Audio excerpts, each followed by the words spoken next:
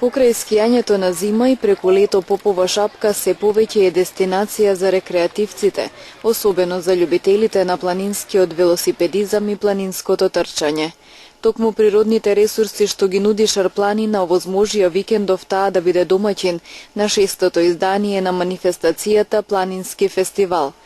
Фестивалот оваа година е домаќин на 2 велосипедски трки и 2 планински маратона, со главна цел на надпреварувачите, но и на останатите гости, да им ги приближи природните убавини на Попова шапка и да ги мотивира да ја посетуваат и во летната сезона. Оваа година, 2015 година, 6-ти пат поред како одржуваме настан на Попова шапка. До сега 5 пати поред одржувавме Mountain Bike Weekend. Од оваа година почнавме со 8 велосипедизам и планинско трчање. Затоа го крстевме како Шапка фест, односно планински фестивал.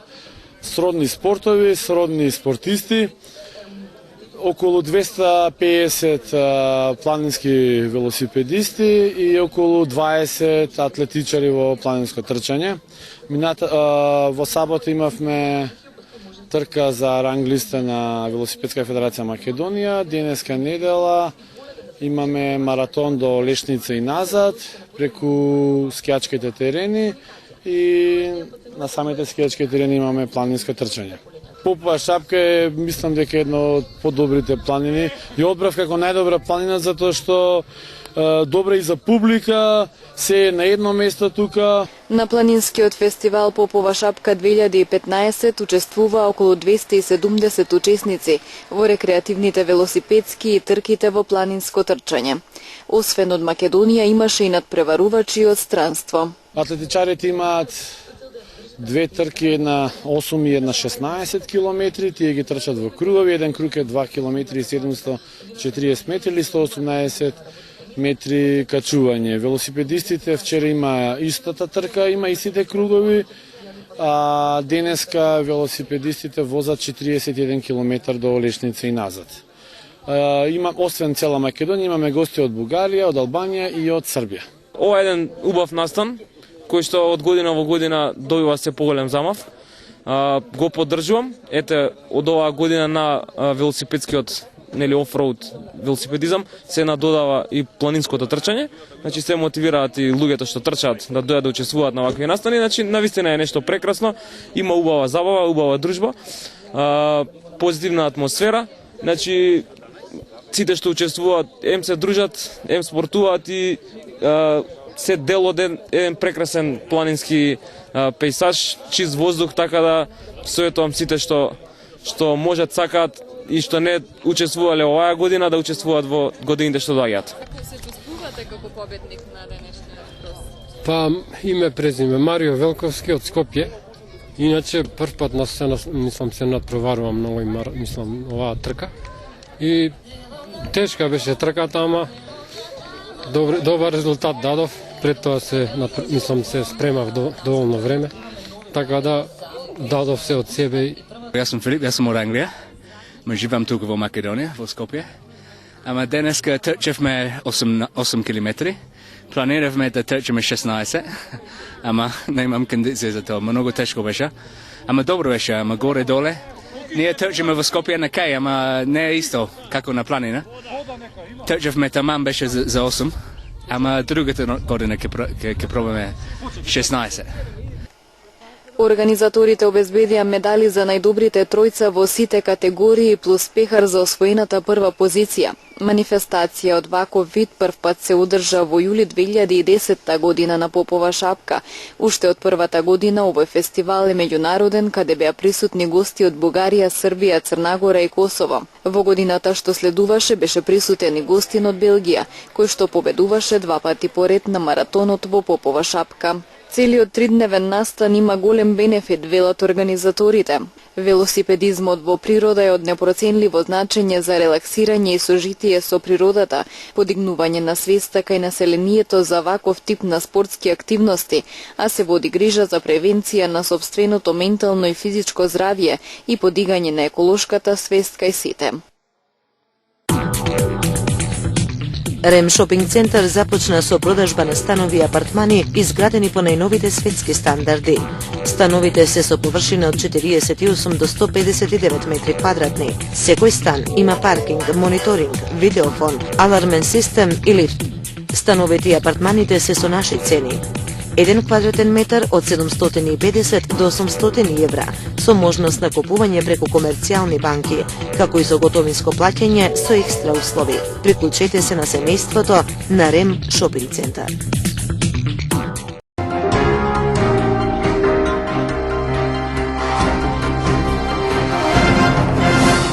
Работодавците нема да можат да вршат притисок на работничките во однос на користењето на породилно отсуство.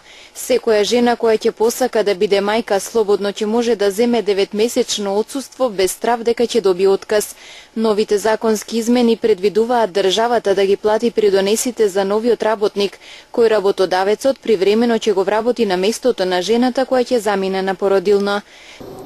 Кога одредена жена има потреба од одење на породилно боледување, работодавачот да има право да прими на нејзино место друга личност за која што нема да плаќа придонеси. Фактично тоа ќе биде седми елемент во програмата Македонија вработува. Но целта на овој проект би било да се намали притисокот врз жените кои што работат, а кои што на некој начин чувствуваат притисок од работодавците во однос на нивното отсуство за породилно отсуство. Во тој случај работодавачот дури би имал и одредена предност, би остварил и одреден профит со тоа што жената вработена би отишла на породилно боледување или отсуство, како сакате кажете го, затоа што во тие 9 месеци во кои што или 12 доколку станува збор за близнаци, во кои што таа ќе биде на породилно отсуство, не само што тој не ги плаќа трошоците за неа, тоа го плаќа државата, туку за новиот работник што ќе го прими, независно дали е маж или жена, ќе биде ослободен од плаќање на придонес во тој период додека е вработен и додека не се врати од породилно отсуство вработената која што била на породилно отсуство. Премиерот Груевски нагласи дека оваа мерка ќе делува дестимулативно врз некои работодавачи кои правеле притисок врз вработените жени, бидејќи како што рече тоа е многу важно и за државата, за демографијата и за наталитетот.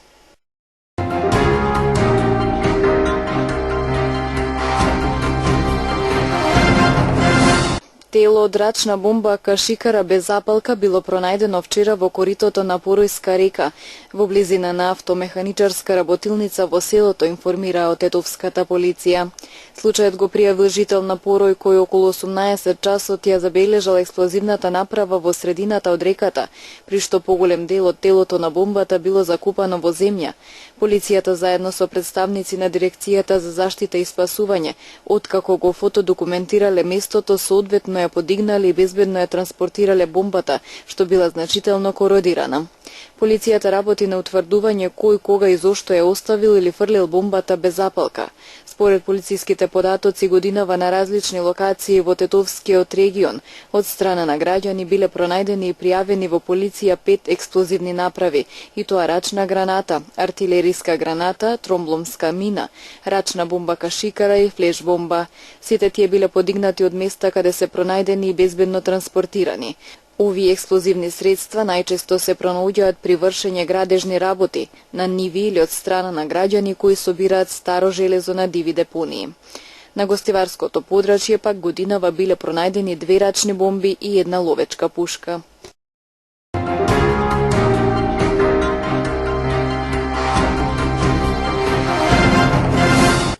Телевизија КИС веќе информираше дека многумина производители на овошје се одважуваат да засадат аронија и да се обидат со овој за наши услови нов овошен вид.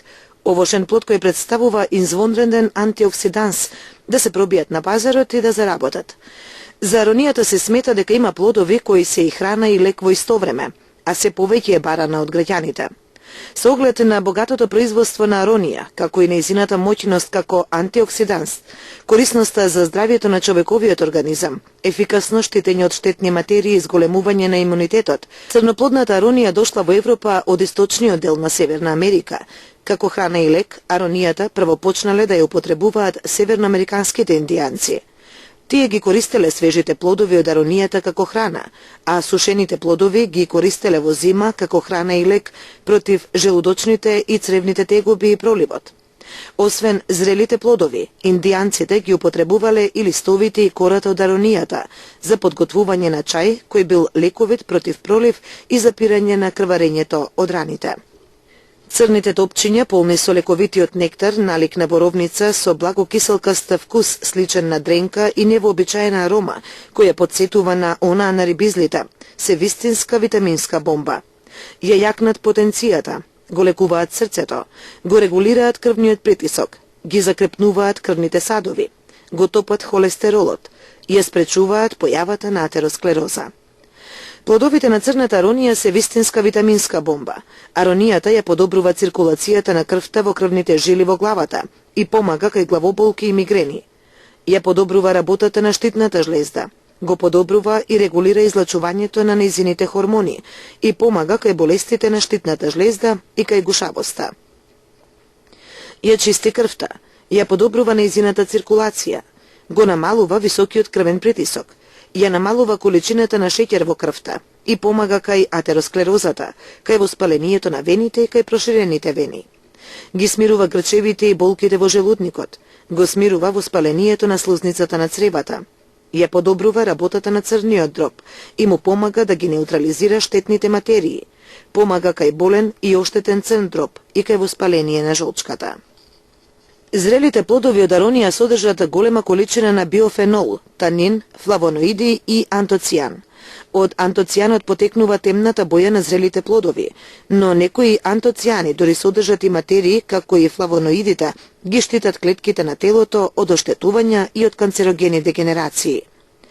Зрелите плодови на аронија содржат и различни биофеноли, кои дезинфицираат и го поттикнуваат зацелувањето на раните. Зрелите плодови содржат и голема количина на каротен и ги штитат клетките од оштетување, очите од настанување на сива мрежа, а кожата од опасни згореници од сонце. Материите содржани во плодовите од аронија ги отстрануваат тешките метали од телото и затоа се препорачуваат за болните од рак и за оние кои биле подложени на тешка операција или пак преболеле некоја болест. Истражувањето на руските научници покажало дека ова овошје го подобрува излачувањето на тешките метали, како и некои радиоактивни елементи од организмот. Поради превентивното и лековитото дејство на зрелите плодови на аронијата, руските научници ја прогласиле аронијата за лековита билка. Познато е дека по нуклеарната катастрофа во Чернобил, плодовите на аронијата се користеле за облажување на здравствените тегоби на оние кои биле озрачени.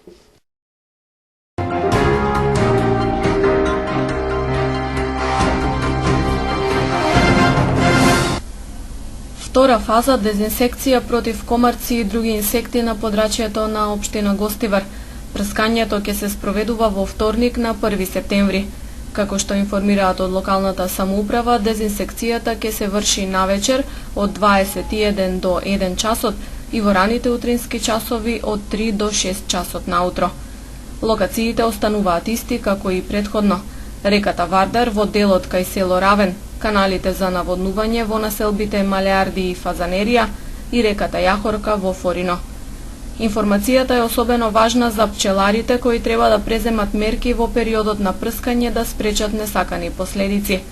Од општината апелираат до одгледувачите на пчели навреме да ги заштитат за да не претрпат штети. Дезинсекцијата ќе се изврши само доколку се погодни временските услови, информираат надлежните. Во случај на дожливо време или силен ветер, активностите ќе бидат одложени. Прскањето против комарци и други штетни инсекти е обврска на локалните власти со цел населението да се заштити од заразни болести.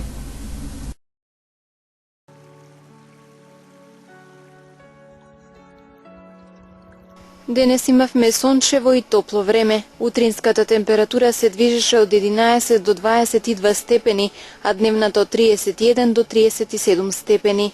УВ индексот изнесуваше 7.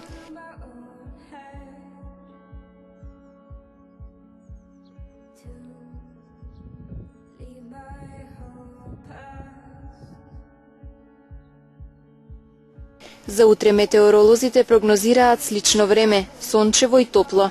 Утринската температура ќе се движи од 11 до 20 степени, а дневната од 32 до 37 степени. УВ индексот ќе изнесува 7.